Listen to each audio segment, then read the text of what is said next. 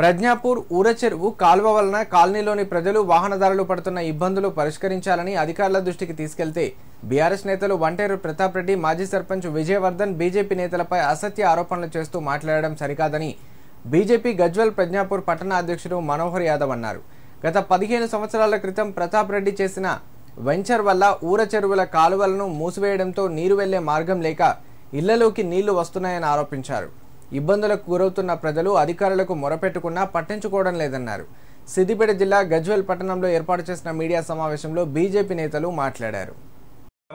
అది ప్రతాప్ రెడ్డి గారి బీఆర్ఎస్ నాయకులైన ప్రతాప్ రెడ్డి గారి వెంచర్ కారణంగా ఈరోజు ప్రజ్ఞాపూర్ ప్రజలందరూ కూడా రోడ్ల మీదకి వచ్చి నిరసన చేస్తారు. మాకు బీజేపీ అయితే మేము బీజేపీ పార్టీ నుంచి ప్రజల్లోకి ఎట్లా వెళ్ళి సమస్యలను ఎట్లా పరిష్కరించాలి అని చెప్పి మేము ఒక ముందడిగేస్తే అది ఓర్వలేని బీఆర్ఎస్ నాయకులు నిన్న ఏదో ప్రెస్ మీట్ పెట్టి యాక్చువల్గా ఆ వెంచర్ స్టార్ట్ అయింది కాంగ్రెస్ పార్టీ ఉన్నప్పుడు. అది ఆ వెంచర్కి మాజీ మున్సిపల్ చైర్మన్ అయిన గాడిపల్లి భాస్కర్ గారు ఎటువంటి పర్మిషన్ ఇవ్వలేదు. అది మేము పర్మిషన్ ఇచ్చినట్టు మీరు నిరూపిస్తే మేము దేనికంటే దానికి రెడీ. అదొక పాయింట్.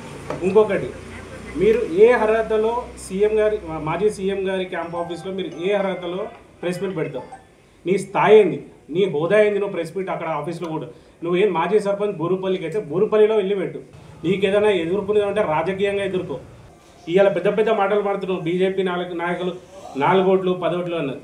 ఇవన్నీ మీ లూజ్ చిల్లర మాటలు మాట్లాడితేనే ఎంపీ గారి ఎలక్షన్లో ప్రజలు మీకు తగిన బుద్ధి చెప్పారు.